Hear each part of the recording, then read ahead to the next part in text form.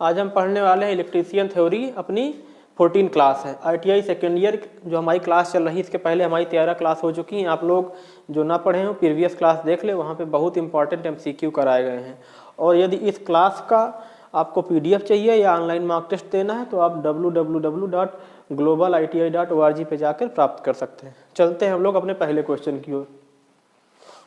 हमारा आज का ये रहा शानदार एपिसोड का पहला क्वेश्चन। बोला है calculate the phase displacement, calculate the phase displacement in term of slot. देखो बोला क्या है, PD निकालना है। PD सब यही बोले। सबसे पहले देखो की पॉइंट क्या है, बोला है PD चाहिए हमें। PD बोले तो फेज डिस्प्लेसमेंट, PD हमें फाइंड करनी है, PD हमें फाइंड करनी है फेज डिस्प्लेसमेंट। उसके बाद बोला है in terms of slot, slot के टर्म में निकालना है। फेज हमारा कितना है 3, फेज हमारे 3 हैं, स्लॉट हमारे कितने हैं 36 है, कॉइल हमारी कितनी है 12 है, और पोल कितने हैं,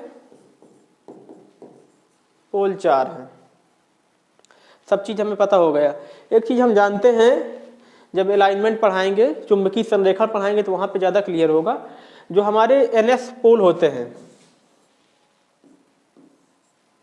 जैसे 2 पोल हैं तो उनका कितना होगा अलाइनमेंट एंगल आपस में। जब 2 पोल होंगे तो कितना होगा 90 होगा। जब दो पोल पे अलाइनमेंट बनाएंगे तो उनकी 90 डिग्री बनेगी। जब 4 पोल होगा तो कितनी बनेगी 180 बनेगी। ठीक है, 180 बनेगी। उसी प्रकार जब हमारे पोल और ज़्यादा होंगे 180 बनेगी, लेकिन ये 180 विपरीत साम्यावस्था होगी। ठीक है ना। और 90 पर ये कंडीशन बनेगी, 180 पर ये कंडीशन बनेगी।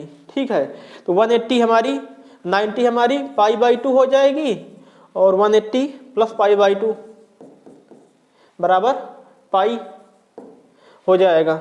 180 के लिए पाई हो जाएगा। इसको सिर्फ समझाने के लिए बताए हैं। तो हमारा इस समय कितने पोल दिया है 4 पोल। 2 पोल के लिए हम बताए क्या है 90 होता है। पोल कितना दिया है 4, तो हो जाए कितना 180 हो गया। सबसे पहले हमें क्या फाइंड करनी है, सबसे पहले प्लॉट कर हमें निकालनी है PD। हमें निकालनी क्या है PD निकालनी है, फेज डिस्प्लेसमेंट निकालनी है। हम पहले ही बोल दिए जब भी हमारा न्यूमेरिकल पार्ट आएगा हम थोड़ा सा रुक जाएंगे, धीरे होके करेंगे। न्यूमेरिकल में हम रुक कर चलेंगे, बाकी और जगह पे चाहे थोड़ा सा तेज कर ले। न्यूमेरिकल अगर समझ में नहीं आया, क्योंकि क्वेश्चन में सिर्फ हमें फार्मूला याद होगा, वैल्यू चेंज हो जाती हैं, तो हम क्वेश्चन को याद नहीं कर सकते हैं। इसलिए बाकी चीज़ें थ्योरी की तो हम याद कर सकते हैं कुछ हद तक, लेकिन न्यूमेरिकल की हमें कॉन्सेप्ट और उसके जो थ्योरम है वो सब हमें याद रखना होगा, उसको अप्लाई करना भी सीखना होगा, क्योंकि ABC ऐसे ऑप्शन से काम नहीं चलने वाला है। तो इसका सबसे अच्छा फंडा निकालने के लिए क्या होता है, सबसे पहले हम निकालेंगे स्लॉट इन डिग्री। डिग्री में स्लॉट निकाल लेंगे पहले। सबसे पहले क्या निकाल लेंगे स्लॉट इन डिग्री। इसको थोड़ा छोटा कर दें, आपकी इजाज़त है, थोड़ा छोटा कर देते हैं। ठीक, छोटा कर दिए। सबसे पहले क्या निकालेंगे स्लॉट इन डिग्री। सबसे पहले निकालेंगे स्लॉट इन डिग्री। ठीक है, स्लॉट इन डिग्री निकालेंगे। स्लॉट इन डिग्री क्या होता है हमारा 180 × P अपान 180 × P अपान स्लॉट। स्लॉट हमारे कितने 36 दिए हैं, तो ये कितना हो जाएगा हमारा 18 180 4 अपान 36, 18 दूना 36, 8 चौक 72, 720 बटा के 36, 20 आ जाएगा। हमारे स्लॉट इन डिग्री कितने आ गए 20। क्वेश्चन को थोड़ा सा हम शिफ्ट कर रहे हैं इधर, थोड़ा सा आप लोग क्वेश्चन इधर देखिए। ठीक है, क्वेश्चन को इधर शिफ्ट कर रहे हैं। कितना आया हमारा 20 आया। अब बोला है फेज हमारे कितने हैं 3, बोला है ना फेज कितने हैं 3 फेज है।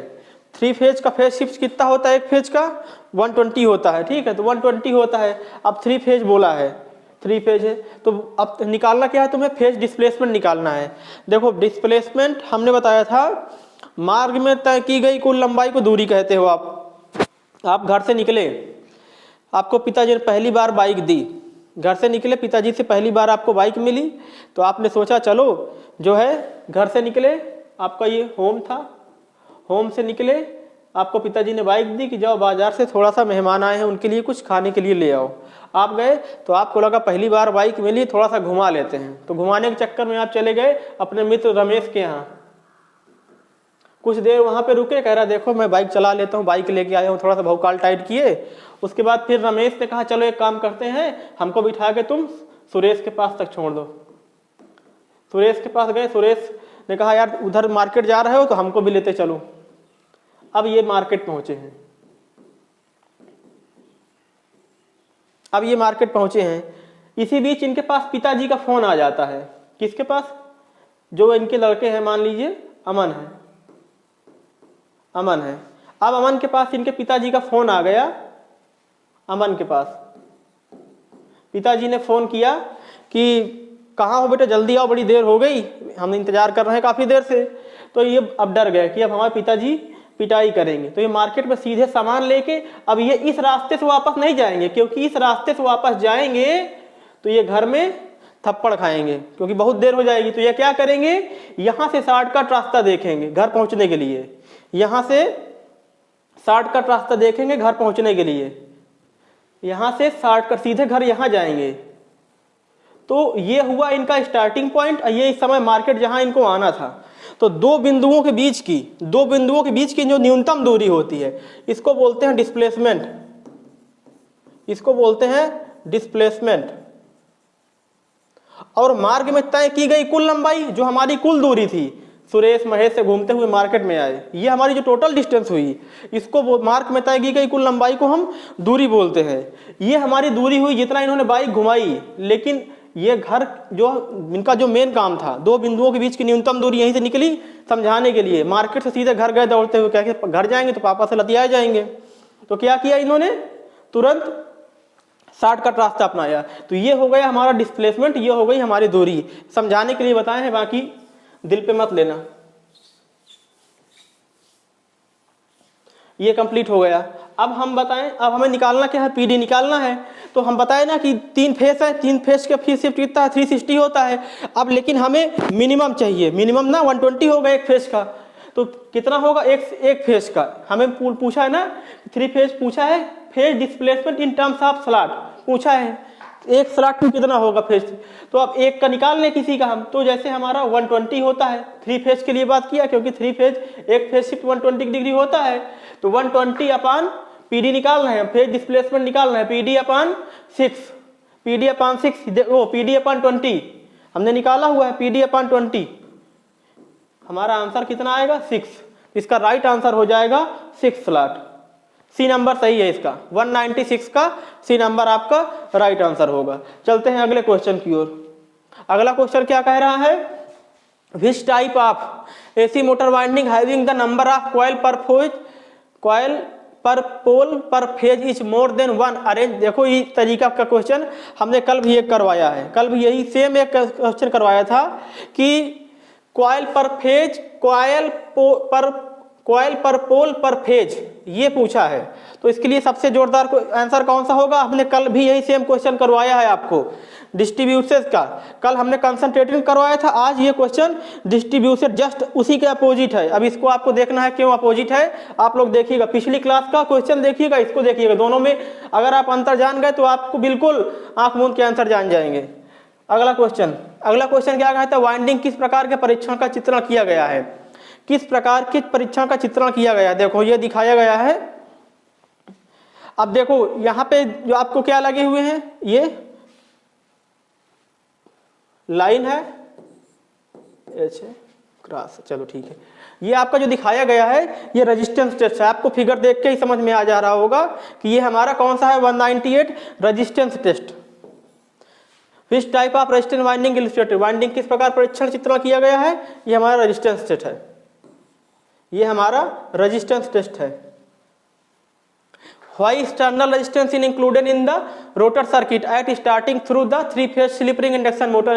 स्टार्टिंग में रोटर सर्किट में बाहरी प्रतिरोध को 3-phase slip ring induction motor starter के माध्यम से क्यों शामिल किया गया, हमने बताया slip ring high starting torque, induction motor slip ring है स्टार्ट हमें रोटर रेजिस्टेंस स्टार्टर यूज करेंगे और हाई स्टार्टिंग टार्क के लिए यूज करेंगे। कहीं पे दिया होगा हाई स्टार्टिंग टार्क, क्वेश्चन कल से घूम घूम के आ रहा, to get high starting torque 199 का बी नंबर आपका सही हो जाएगा। अगला क्वेश्चन की ओर चलते हैं। What is the effect of motor if the rotor winding in slip ring induction motor is open. What is the effect of motor if the rotor winding. देखो फिर की पॉइंट पकड़ो क्वेश्चन का। बोल रहा रोटर वाइंडिंग ओपन कर दी गई slip ring induction motor की, तो क्या होगा। यदि स्लिप रिंग इंडक्शन मोटर में रोटर वाइंडिंग खुले परिपथ में स्टार्टिंग किया जाता है तो क्या होगा। Will not run at slow speed, run at very high speed, run but able to pull load. चलती है लेकिन लोड खींचने में सक्षम नहीं होती है।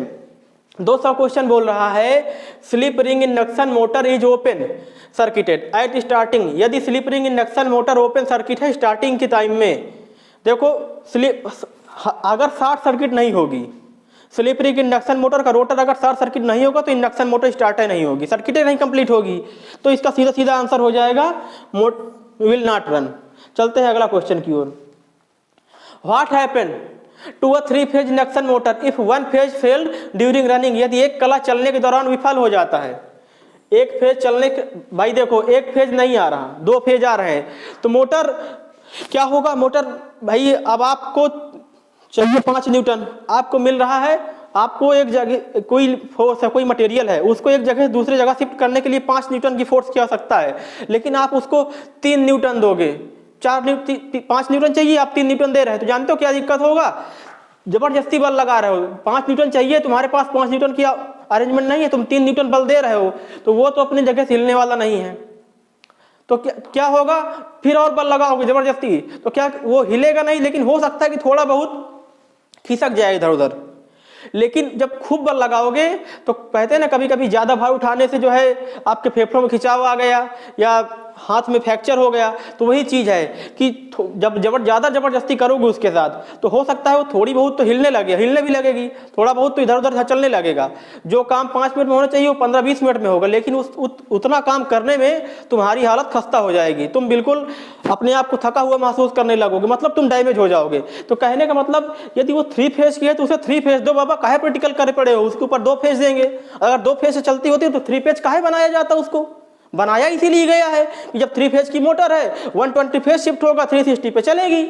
लेकिन अब तुम दिमाग लगा दिए उसमें, कह दिए कि नहीं हम जो है 2 फेज चलाएंगे, 2 फेज सप्लाई देंगे, 2 फेज सप्लाई दोगे तो तीसरा कैसे होगा, बर्नआउट नहीं हो जाएगा। मोटर वाइंडिंग हो भाई 2 जगह पे 2 लोग को खाने को मिलेगा, 1 लोग को खाने को नहीं मिलेगा, तो उसको जलन नहीं होगी कि फलानवा खा रहा हम नहीं खा पा रहे हैं। तो इसके लिए सबसे अच्छा क्या है, यदि एक कला चलने के लिए दौरान विफल हो जाता है तो 3 कला प्रेरण मोटर का क्या होगा।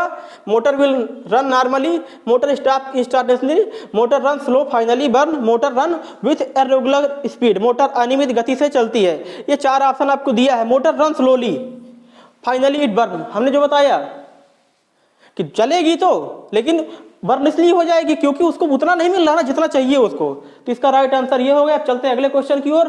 What is the effect on 3 phase induction motor if 1 phase is cut off during running with load. Load के साथ चलने के दौरान एक कला कट ऑफ होने पर 3 कला इंडक्शन मोटर पर क्या प्रभाव पड़ेगा।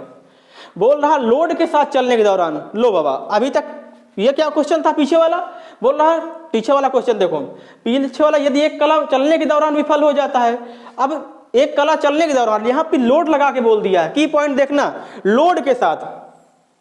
क्वेश्चन नंबर 202 है, बोल रहा लोड के साथ खेल हो रहा है यही, तो क्या होगा। Motor will run slow burning winding will be burn out shortly, motor run with humming noise, ये भी सही है, हमिंग भी होगी उसमें मोटर, लेकिन हमिंग सबसे ज्यादा कब होती है जब ओवर वोल्टेज होता है। यहाँ पे लोअर है, ओवर नहीं है, यहाँ पे कम है, एक फेज नहीं है। Motor stop at once, motor will run normally, अभी हमने बताया था पिछला क्वेश्चन कि काम तो होगा लेकिन उतनी तेज गति से नहीं होगा, और जो काम करने के लिए आपको 5 न्यूटन चाहिए उस काम करने के लिए 8 न्यूटन नॉट इनर लगाना पड़ेगा। फाइनली आप खुद डैमेज हो जाओगे, अपने आप को थका हुआ महसूस करोगे। तो motor will run slow speed, motor will run slow speed, winding will be burn out, और धीरे धीरे क्या होगा, वाइंडिंग बर्न आउट हो जाएगी क्योंकि उसका सर्किट कंप्लीट नहीं होगा, मैग्नेटिक फील्ड पूरे एरिया में जनरेट नहीं होगा। जब पूरे एरिया में मैग्नेटिक फील्ड जनरेट नहीं होगा, 3 लोग के काम को यदि 2 लोग करेंगे, पढ़े हो ना कि यदि ए किसी काम को 2 दिन में खत्म कर सकता है, बी किसी काम को 3 दिन में खत्म कर सकता है, यदि ए और बी दोनों मिलकर इस काम को करें तो कितने दिन में खत्म होगा। ऐसे क्वेश्चन आपने पढ़े हैं। एक क्वेश्चन और ऐसे बनता है, यदि ए किसी काम को 3 दिन में खत्म कर सकता है, यदि ए बी सी तीनों का, एक क्वेश्चन बनता है ऐसे, ए बी सी 3 भाई हैं, तीनों मिलकर काम स्टार्ट करते हैं, तीनों मिलकर काम को 15 दिन में कर सकते हैं, लेकिन काम शुरू होने के 2 दिन के बाद बी काम छोड़ के भाग गया। अब बचे ए और सी, तो काम कितने दिनों में करेंगे। जाहिर सी बात है, जब वो बी का हिस्से का भी काम करेंगे तो उनको दिनों की संख्या अधिक लगेगी, 18-20 दिन में करेंगे वो। वही चीज यहाँ पे है, तो लॉसेस हुआ ना, जो काम 15 दिन में हो जाना चाहिए 18-20 दिन में होगा, अधिक पैसे भी देने पड़ेंगे उसके लिए, अधिक टाइम भी खर्च करना पड़ेगा। तो वही चीज है, तो हमें ऐसा काम करवाने से क्या फायदा जिसमें समय भी जाए पैसा भी जाए। तो motor will run slow speed, और उसकी जो क्या बोलते हैं स्लो स्पीड में चलेगी और उसकी वाइंडिंग जो है डैमेज हो जाएगी। What if the defect if starter with single phasing preventer does not switch on. एकल कलाबद्ध प्रिवेंटर के साथ, हिंदी बड़ी अजीब रहती है इन लोग की, एकल कलाबद्ध प्रिवेंटर के साथ स्टार्टर चालू नहीं होने पर क्या दोष है। Improper phase sequence, fluctuation in line voltage, loose contact in supply line, wrong terminal connection at motor. ये दिया हुआ है। What is the effect, what is the defect if starter with single phasing preventer does not switch on. Fluctuation in line voltage, loose contact in supply line, wrong terminal connection at motor, improper phase sequence. बोल रहा है question, एक बार फिर से पढ़िए, अभी आप लोग पढ़ेंगे उसके बाद कंफ्यूज हो जाएंगे। बोल रहा है एकल कलाबद्ध प्रिवेंटर के साथ स्टार्टर चालू नहीं होने पर क्या दोष है। What is the defect if starter with single phasing preventer, single phasing की preventer does not switch on. तो इस केस में क्या हो सकता है, improper phase sequence. Improper phase sequence ऐसा नहीं है, चलेगी चलेगी चाहे धीरे ही चले, चलेगी। उसके बाद ये बोला है सिंगल फेज, तो यहाँ पे ये वाला तो हो ही नहीं सकता है। सिंगल फेज में कौन से आ गया फेज सीक्वेंस, सिंगल फेज के लिए नहीं है। फ्लैक्चुएशन इन लाइन वोल्टेज, हाँ ये सही हो जाएगा। फ्लैक्चुएशन इन लाइन वोल्टेज, यदि लाइन वोल्टेज में बार बार फ्लैक्चुएशन हो रहा है तो बार बार प्लंजर पकड़ेगा छोड़ेगा, तो फाइनली होगी कंडीशन ये है कि स्टार्टर चालू नहीं होगा। एकल कलाबद्ध प्रिवेंटर से स्टार्टर चालू नहीं होने पर क्या दोष है, क्या कारण हो सकता है। यही हो सकता है कि लाइन वोल्टेज में फ्लक्चुएशन होता है। कभी कभी क्या होता है, हमारी जो वायर होती है ये खंबे से आती है, खूब घर में ऐसे घुमा के मारते हो, शाम को टीवी चलाते हो ना, अब बंद हो गई व्यवस्था, सरकार केबल बिछा दी, कटिया नहीं लगा पाओगे, ठीक है, कोई से कटिया मूवी देख लेना, ज्यादा जानना है चोरी करने बिजली कैसे होती है। तो यहाँ पे बोला है कभी कभी क्या होता है, जब अर्थ में या हमारे फेस में कार्बन लग जाता है, तो जैसे ही हम मोटर स्टार्ट करते हैं तो वैसे तो वोल्टेज बताएगा वैसे 220, लेकिन जिस समय आप स्टार्टर का ग्रीन बटन दबाओगे स्टार्ट करने के लिए, तुरंत वोल्टेज आपका 110 बताने लगेगा। भैया 220 से 110 वोल्ट कैसे आ गया। बस यही तो फ्लक्चुएशन का खेल है, यही से फ्लक्चुएशन स्टार्ट होता है। इसका मतलब कहीं ना कहीं कार्बन लगा हुआ है, जो है जैसे ही लोड रख रहे हैं फ्लक्चुएट हो जा रहा है, या तो यहाँ से गड़बड़ है या तो फिर कहीं और से गड़बड़ है। तो मेन खेल फ्लक्चुएशन का है, लोड दब जा रहा है, मतलब जैसे ही लोड लगाते हैं वोल्टेज गिर जा रहा है, तो इसका मतलब fluctuation in line voltage, line में कहीं गड़बड़ है, हमारे कनेक्शन में हो चाहे जहाँ हो। What is the defect in AC 3 phase induction motor run at low speed. Load होने पर AC 3 फेज इंडक्शन मोटर में कम गति पर चलने में दोष क्या है। Wrong motor connection. लोड होने पर AC 3 फेज इंडक्शन मोटर में 3 फेज है, लोड भी है, मोटर कम गति पर चलने में दोष क्या हो सकता है। 204 नंबर क्या बोल रहा है कि wrong motor connection. Motor wrong connection होंगे तो मोटर घूमेगी, हम गारंटी लगा रहे हैं, धीमी स्पीड से घूम सकती है लेकिन घूमेगी। Wrong starter connection, wrong starter connection, देखो स्टार्टर कनेक्शन हो चाहे मोटर कनेक्शन हो, अगर वो रॉन्ग होंगे तो क्या होगा, मोटर की चाल उल्टा हो जाएगी लेकिन वो घूमेगी। यहां बोला है चलने में दोष क्या है, चलो ये भी मान लेते हैं। फिर देखते हैं रोटर वाइंडिंग में खुला सर्किट, ओपन सर्किट है तो भी दिक्कत होगी। Partially shorted stator winding, stator winding में आंशिक रूप से शॉर्ट सर्किट। 3 फेज इंडक्शन कम गति पर चलने पर, देखो इस शॉर्ट सर्किट की बात है, पार्शियली शार्टेड कम गति पर चलने पर। वैसे अगर देखा जाए तो थोड़े थोड़े सब सही है इस ऑप्शन में, लेकिन अगर ज़्यादा सही की बात करें तो यहाँ पे पार्शियली सॉर्टेड है। कहीं ना कहीं पार्शियली का मतलब हल्का सा, थोड़ा सा, आंशिक, थोड़ा सा कहीं शॉर्ट कर रहा वाइंडिंग इंसुलेशन, चाहे वो बॉडी को टच कर रहा हो, चाहे आपस में वाइंडिंग से वाइंडिंग शॉर्ट हो। लोड होने पर एसी 3 फेज इंडक्शन मोटर में कम गति पर चलने पे दोष क्या है? यही चीज है, partially short starter winding. Starter winding उसकी आंशिक रूप से शॉर्ट है, क्योंकि बाकी तीनों में क्या है, लोड लगा के चलने ही नहीं, लोड लगा है ना, लोड होने पर चल भी रही है, कम गति पर चल रही है, उतने आरपीएम नहीं दे रही। तो इसका मतलब बहुत छोटी सी घटना है, बहुत छोटा सा मजाक किया गया है उसके साथ। क्या है? आंशिक, पार्शियली बोला है। ये बहुत बड़े बड़े मजाक है तीनों, ये बहुत बड़े मजाक हैं, ये बहुत बड़े मजाक है। ऐसे मजाक करने में दिक्कत ज्यादा है। हल्का सा मजाक किया गया है, कम गति बोला है। Which fault condition thermal overload delay protect AC induction motor? कौन सी दोष स्थिति में थर्मल अधिक भार एसी रिले इंडक्शन मोटर की रक्षा करता है? Which fault condition thermal overload delay, which fault condition thermal overload delay protect AC induction motor? कौन सी दोष स्थिति में थर्मल अधिभार रिले एसी प्रोनर की रक्षा करता है? देखो थर्मल बोला है, थर्मल का मतलब हीट, हीट का मतलब करंट। जब भाई पढ़े हो ना, हीट किसके फॉर्म में होती है? लॉस के फॉर्म में होती है, I square R T, H will directly proportional to I square R T. Heat के फॉर्म में लॉसेस होती है, वर्ग के सब पढ़े हो आगे ना, फार्मूला बोलता है H will directly I square R T.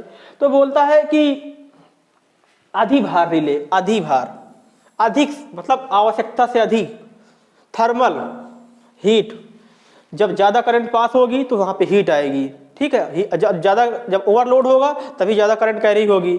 Overload होगा ना भाई, जो उसका नॉमिनल रेटेड लोड है उससे ज्यादा लोड होगा तो वहां पे हीट ज्यादा आएगी। हीट लोड ज्यादा लेगा तो करंट ज्यादा शेयर करेगा, करंट ज्यादा शेयर करेगा तो हीट आएगी। H will directly proportional to I square R T. या बाकी आप सब खेल जानते हो, आर बढ़ेगा टी बढ़ेगा, तब सब पता है आगे। तो यहाँ पे कहीं दिया है short circuit, open circuit, over current, under voltage. 4 number question दिया है 205। ओवर करंट, देखो हमने बताया ना कि करंट ज्यादा कैरी होगी, करंट ज्यादा कैरी होगी, हीट आएगी, हीट आएगा, रेजिस्टेंस आएगा। यदि 3 कला इंडक्शन मोटर की गति रोटर तुल्यकालिक गति प्राप्त कर लेती है तो रोटर क्या होगा? Rotor speed reduce, rotor speed increase, rotor speed remain same, rotor bar gate damage. 206 number दिया है, बोल रहा है कि एक ऐसी स्थिति ले आए कि अब की बार हमारा दिया गया इनपुट आउटपुट के बराबर हो जाए, वो भी इंडक्शन मोटर के केस में कह रहा। अगर सिंक्रोनस मोटर के केस में कही था तो हम लोग बिल्कुल सेटिस्फाई हो रहे, क्योंकि सिंक्रोनस मोटर अपनी रेटेड स्पीड पे चलती है, NS = 120 FP पे चलती है। इंडक्शन मोटर चलने की कोशिश करती है। कहते हैं ना बेटा, नकल हमेशा होती पर बराबरी कभी नहीं होती है। बोलते हैं, सुने हो कि बहुत छोटा सा डायलॉग है, नकल हमेशा होती पर बराबरी कभी नहीं होती, नकल में भी अकल होनी चाहिए, ऐसा सुने होगे। कहीं ना कहीं कुछ ना कुछ फॉल्ट करवा ही देगा। तो वही चीज है, यहाँ पे नकल होती है पर बराबरी कभी नहीं होती है। ये सिंक्रोनस मोटर की भांति चलना तो चाहती है लेकिन चल नहीं पाएगी कब जीवन में। कितना भी केयर करे कि हम जो है अब की बार उससे ज्यादा नंबर ले आएंगे, उसके लिए आपको मेहनत करनी पड़ेगी, उससे नकल करके उससे आगे नहीं निकल सकते हो। तो ये हुआ। तो बोला कि 3 कला इंडक्शन मोटर की रोटर तुल्यकालिक गति को प्राप्त कर लेती है, तो कैसे प्राप्त कर लेगी? प्राप्त नहीं कर पाएगी, लेकिन इन्होंने जबरदस्ती कहा प्राप्त कर लिया। चलो हम बता दिए प्राप्त कर लिया। जब तुल्यकालिक गति प्राप्त कर लेगी तो वहां पे स्लिप 0 हो जाएगी। इंडक्शन मोटर में स्लिप 0 नहीं हो सकती, लगभग 0 पहुंचने वाली होती, लेकिन 0 कभी हो ही नहीं सकती। स्लिप रहेगी तो सिंक्रोनस पाएगी नहीं। अगर स्लिप खत्म हो जाएगी ना, अगर स्लिप खत्म हो जाएगी तो जो हमारा सिंक्रोनिक में है, जो पीछे चलता है थोड़ा सा, पुल इन पुल आउट जो टार्क होते हैं, वो केस यहाँ लागू होता है, उसी के साथ चलती है। पुल इन और पुल आउट बन जाएगा। पुल आउट जब हो जाएगा जानते हो क्या होगा? रोटर बार गेट डैमेज हो जाएंगे, क्योंकि रोटर हमारा इस स्पीड के लिए मैन्युफैक्चर है ही नहीं कि वो सिंक्रोनस स्पीड घूम जाए। ठीक है, तो यहाँ पे आंसर उसका होगा रोटर बार गेट डैमेज। ये होगा किस केस में? सिंक्रोनस स्पीड जब हमारी आएगी, जब सिंक्रोनस मोटर पढ़ेंगे या फिर अल्टरनेटर पढ़ेंगे। अल्टरनेटर और सिंक्रोनस मोटर का काफी कुछ सेम है, कह सकते हैं। पूरा तो 100% नहीं, लेकिन एनालॉजी सेम है। अगला क्वेश्चन है, what is the effect of open circuit in rotor of N induction motor? Induction motor के रोटर में खुले सर्किट का क्या प्रभाव होता है? बोल दिया है साफ साफ, मोटर में खुले सर्किट का क्या प्रभाव होता है? Motor does not start, over heating in, open circuit की बात किया है, ओपन सर्किट बात किया है, over heating in motor, excess vibration of shaft, motor run with very low speed. Motor के रोटर में खुले सर्किट का, वो भी इंडक्शन मोटर के बोला है। अगर स्लिप रिंग बोला होता तो स्टार्ट भी नहीं होता, लेकिन ये बोल दिया इंडक्शन मोटर। बस यही सब चीजें ध्यान रखना है। अगर स्लिप रिंग होता तो उसको शॉर्ट सर्किट करना ही पड़ता, बिना शॉर्ट सर्किट करने होवे नहीं कर सकता। तो इंडक्शन मोटर के रोटर में खुले सर्किट का क्या प्रभाव होता है? मोटर शुरू नहीं होती, मोटर में ओवर हीटिंग होती, शाफ्ट का अतिरिक्त होता है, motor run with very low speed, run करेगी। अगर स्लिप रिंग का केस होता तो रन भी नहीं करती। ये इंडक्शन मोटर है, इंडक्शन मोटर है, स्लिप रिंग नहीं लिखा हुआ है। अगर स्लिप रिंग इंडक्शन मोटर लिखा हुआ होता तो केस दूसरा बन जाता। ध्यान रखना, अभी पिछला क्वेश्चन हुआ है, दो या तीन क्वेश्चन पहले हुआ है। अगला क्वेश्चन क्या बोलता है? What is the reason for frequent blowing of fuse after motor running some time? Motor के कुछ समय चलने के बाद फ्यूज के लगातार उड़ने का क्या कारण है? बार बार वही over heating, overload, over current, यही सब कॉन्सेप्ट उछल के आ रहे हैं। चलो पढ़ते हैं। Improper earthing, overloading of motor, heavy voltage fluctuation, poor insulation in winding, 208 number. Poor insulation in winding, heavy voltage fluctuation, overloading of motor, improper earthing. Fuse के लगातार उड़ने का।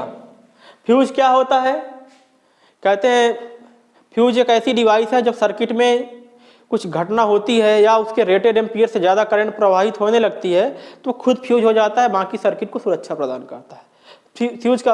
अब जब वहाँ पे फॉल्ट जनरेट होगा, जब शॉर्ट सर्किट होती है तो उस समय करंट का मान बड़ी तेजी से 2 गुना 3 गुना होता है। कारण है ना, शॉर्ट सर्किट के समय करंट बिल्कुल एकदम सीधे जीरो से बिल्कुल तेजी से भागती है। तो शॉर्ट सर्किट के केस में कारण है कि भाई जब दो फेज आपस में कनेक्ट हो जाएंगे, शॉर्ट हो जाएंगे, तो करंट की वैल्यू तेजी से बढ़ेगी। तो यहाँ पे कहीं शॉर्ट वाला ही मामला बनेगा। शॉर्ट सर्किट में करंट की वैल्यू बहुत तेजी से इंक्रीज करती है।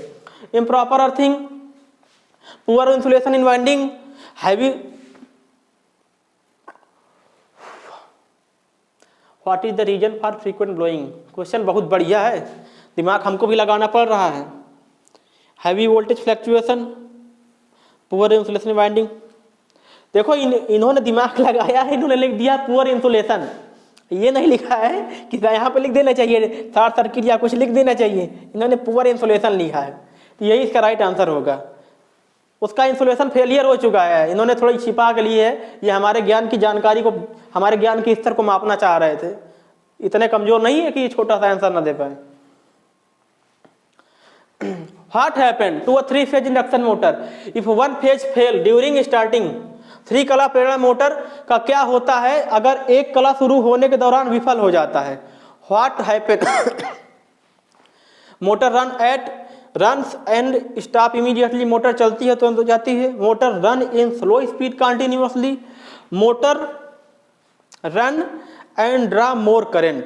ABC, इसका डी नंबर कहाँ गया? चलो पढ़ते हैं, देखते हैं। डी नंबर इसमें है ही नहीं है। चलो डी अपने आप बनाना पड़ेगा, हमें लग रहा है। देखते हैं, अगर आंसर नहीं दिया होगा तो आंसर सोचना पड़ेगा इसका। 4 ऑप्शन बनाने पड़ेंगे। Motor run and stop immediately, motor run in slow speed continuously, motor run and draw more current, motor run, motor. एक क्वेश्चन हम अपनी ओर से डाले रहे हैं, मोटर विल नॉट रन। एक हम अपनी ओर से डाले रहे हैं, डाले दे रहे हैं, motor will not run.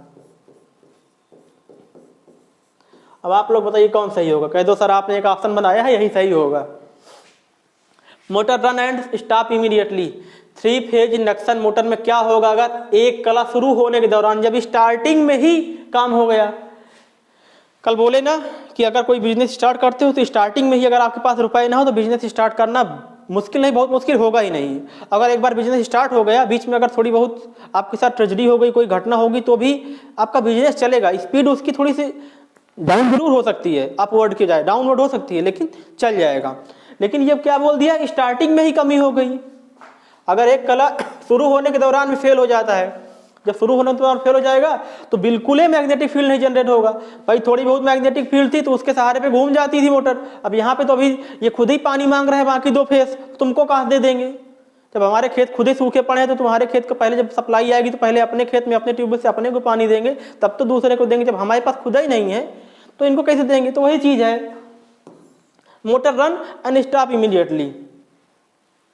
Motor चलने को तो कोशिश करेगी, अभी स्टार्टिंग की बात हुई है, बस ऐसे करेगी, पीछे से है ही नहीं मैग्नेटिक फील्ड, संकेत कंप्लीट नहीं होगी, तो motor run and stop immediately, तुरंत रुक जाएगी।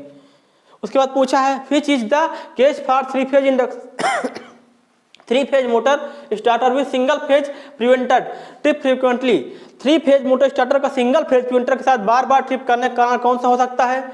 Incorrect fuse rating, unbalanced line voltage, incorrect setting of OLR, improper phase sequence, अनुचित कला। चलो यार ये भी क्वेश्चन फंसाने वाला, फिर से पढ़ना पड़ेगा, ये समझ में नहीं आया हमारे। थ्री फेज मोटर स्टार्टर का सिंगल फेज प्रिवेंटर के साथ बार बार ट्रिप करना। अच्छा, सिंगल फेज प्रिवेंटर है और वो बार बार ट्रिप कर जा रहा है, ट्रिप करने का मतलब है कट हो जा रहा है। ठीक है, अब देखते हैं incorrect enable, incorrect fuse rating. Fuse rating अगर इनकरेक्ट होगी तो बार बार ट्रिप काहे करेगी? अगर फ्यूज रेटिंग इनकरेक्ट होगी तो वो ट्रिप का प्रिवेंटर काहे ट्रिप करेगा? फ्यूज है ना उड़ेगा। अगर फ्यूज का रेटिंग का लगा देंगे, ज़्यादा लाइन वोल्टेज होगी, ज़्यादा रेटिंग का होगी तो फ्यूज उड़ जाएगा, हर बार फ्यूज उड़ेगा, वो थोड़ी ट्रिप करेगी, फ्यूज होगा। अनबैलेंस लाइन वोल्टेज, बार बार ट्रिप कर रहा, अनबैलेंस लाइन वोल्टेज हो सकता है, बिल्कुल हो सकता है, और हमें लग रहा है यही सही होगा। असंतुलित लाइन वोल्टेज, लेकिन अगर असंतुलित लाइन नीचे क्या दिया है? Incorrect setting of. अब देखो साफ यहीं पे क्लियर हो गया, जो रिले है उसके ट्रिपिंग प्लंजर होते हैं, रिले में होते हैं ट्रिपिंग प्लंजर, रिले के साथ में जुड़े होते हैं ट्रिपिंग प्लंजर। अब जब उसकी रिले ही गलत सेट कर दी जाएगी तो बार बार ट्रिपिंग प्लंजर ट्रिप करेंगी, तो रिले की जो टाइमिंग है कभी कभी गलत सेट हो जाती है, रिले को ऑपरेट होता है फॉल्ट होने। रिले में कुछ ऐसा अरेंजमेंट हम लोग करते हैं कि जैसे फॉल्ट आए तो 0 से 4 सेकंड के बीच में तुरंत जो उसको सिग्नल देना है, और ट्रिपिंग प्लंजर जो है तुरंत धकेलता है और सर्किट ट्रिप हो जाती है, ये रिले का काम होता है। लेकिन क्या होता है, सर्किट ब्रेक हो जाती है। लेकिन अब यहाँ पे बोला unbalanced line voltage, line voltage से मतलब नहीं है। एक ऑप्शन ये सही होता कब? जब ये ना दिया होता तब। अब इन्होंने दे दिया है ना incorrect setting of OLR. OLR का मतलब होता है overload relay, OLR overload relay, overload relay. और यही आज का रहा 1 करोड़ का फाइनल क्वेश्चन। तो यहाँ तक के हमारे क्वेश्चन तैयार हो गए, 210 नंबर तक पढ़े। अगली क्लास में हम शानदार धुआंधार जानदार लेके आएंगे, 211 के साथ फिर हाजिर होंगे। तब तक के लिए जय हिंद, नमस्कार। अगर आपको जानकारी अच्छी लग रही है तो अपने दोस्तों को भी शेयर करें, ताकि वो सब भी लाभ उठा सकें जो इस सुविधा से वंचित हैं। और इस क्लास की PDF चाहिए, ऑनलाइन मॉक टेस्ट चाहिए तो www.globaliti.org पर जाके इस सुविधा को आप प्राप्त करिए।